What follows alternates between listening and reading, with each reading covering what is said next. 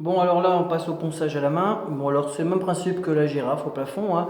Donc, si vous avez bien compris, on ponce les pourtours d'abord.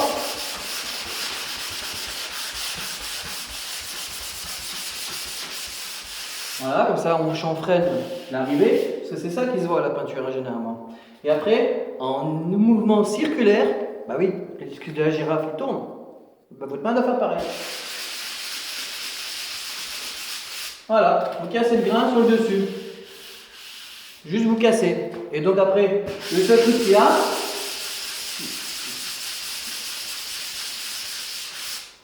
voilà, vous arrêtez quand vous voyez apparaître un petit peu, pas loin, le trou de la vis. Ça veut dire que vous êtes quoi, genre à peine 1 mm au-dessus. Voilà, comme ça vous êtes bon. Ok? Avant, après. Pour les bords ici, c'est pareil.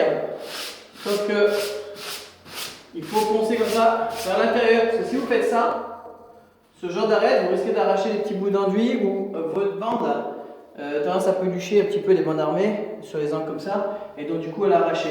Donc vous cassez comme ça, juste le nettoyage, vous cassez au bord, voilà, en direct, magie, The Street Magic Man, c'est moi. Ok, on fait la magie directe dans la rue. Non, The Chantier Magic Man, voilà, allez, il y en a déjà qui le font dans la rue. Bon, pas sur les chantiers, voilà. Et pareil, petit mouvement circulaire, voilà. Et votre guide, c'est chien d'aveugle, votre main. Ok? Elle vous dira si vous êtes dans la bonne direction. Vous ne sentez rien, c'est que c'est bon, d'accord? Et l'œil, si vous voyez rien comme ça, vous n'en verrez pas plus à la peinture. Et quand vous faites votre ponçage, vous pouvez mettre une lumière halogène, tout ça, en biais vers votre mur. Ça révèle les défauts et les endroits que vous avez à poncer et retoucher. Voilà. C'est pour ça que les peintres ils travaillent généralement avec une lumière. Voilà, bon là je suis en pleine journée, je vois tout ce que je fais donc j'ai pas vraiment besoin. Voilà. Mais le matin par exemple, il fait une lumière encore un petit peu douce et puis à ce coup après-midi on fait oh merde, je crois que j'avais fait et puis en fait ça a merdé parce que vous n'avez pas bien vu parce que vous n'avez pas cette fameuse lumière. Ok? Les petits outils à poncer. Alors, je vous ai fait une petite préparation. Donc moi je travaille avec ce qu'on appelle des. Voilà. Hein, avec la poussière, tout ça. Voilà, vous avez moyen de lumière dans la gueule là. Hein, ok, je vais la lumière du monde. Ok. Donc moi je travaille avec ce qu'on appelle les éponges à poncer. Vous voyez, parce qu'en fait, éponge. Ok. Donc ça fait quelques temps que c'est arrivé. Moi j'ai commandé ça il y a quelques années depuis les États-Unis, mais maintenant les States nous ont rattrapés. Vous en trouvez chez tous les marchands de bricolage. Et puis je mettrai un lien vers le site de mon partenaire. Si vous êtes pro, c'est bien d'acheter en carton, ça coûte moins cher. D'accord? Donc voilà, ces éponges à poncer, plusieurs dimensions. Vous voyez, ça c'est une basique, pas très réfléchie, très machin. Voilà. Après, le grand format. Moi c'est celui que je préfère parce que j'ai une grosse main. Ben oui, vous avez une petite main, petite éponge. Après, il y a celle-ci, bien étudiée. Regardez bien.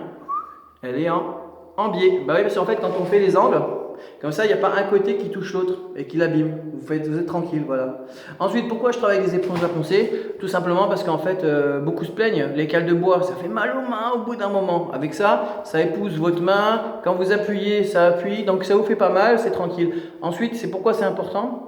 Parce que en fait, votre bande, si vous travaillez des cales droites, vous avez dû vous rendre compte que des fois, ça fait des marquages comme ça. Parce qu'en fait, votre cale, elle réfléchit pas, elle taille droit. Alors que ça, comme c'est une mousse, et bien ça a tendance à suivre la forme du support. Donc vous ne le rayez pas, vous ne faites pas d'entame et ça vous simplifie la vie et les retouches surtout. Donc éponge à poncer, éponge à penser. Ok? Elle était fine celle-là, avouez. Tu cliques sur j'aime. Si tu. Hein, avoue, bonne blague, tu cliques sur j'aime. Tu cliques pas, rendez-vous en enfer. Bon. Si ça vous a parlé, si vous voulez un peu plus de détails, vous mettez les commentaires et puis peut-être que j'en ferai une autre avec un peu plus de détails. Mais vous voyez la droite qui est ici, c'est le même principe. Je fais les bords et après je vais en circulaire. Le repère, bon là c'est une partie qui n'est pas finie, hein, c'est-à-dire que c'est du rapide. La finition c'est blanc, le rapide c'est un petit peu sombre comme ça. Bon, bah, le repère sur les droites, c'est pareil, faut pas chercher à poncer jusqu'à ce que vous voyez les bords là, hein, sinon ça veut dire que ça a creusé, c'est mort. D'accord? Vous les voyez de loin, vous voyez, vous allez approcher de ces bords là, mais il ne faut pas y arriver parce qu'il faut laisser le petit léger comme ça. Parce que si vous cherchez à poncer, quand vous arrivez là, c'est trop tard, vous allez voir cette dénivellation qui va se révéler à la peinture. Donc toujours laisser sa petite épaisseur d'enduit qui va être là. De face, vous ne verrez jamais rien après la peinture. Vous inquiétez pas, ok? Oh, vous inquiétez pas, ok? Bon allez, on s'abonne, on clique sur j'aime. Je l'ai déjà dit, mais je veux que vous m'aimiez encore plus que ça, ok? Allez, on clique 2 fois sur j'aime. Et on partage. Pour ceux qui ont Twitter, puisqu'il y en a qui m'ont dit qu'ils n'avaient pas Twitter. Mais à Facebook, allez, ciao!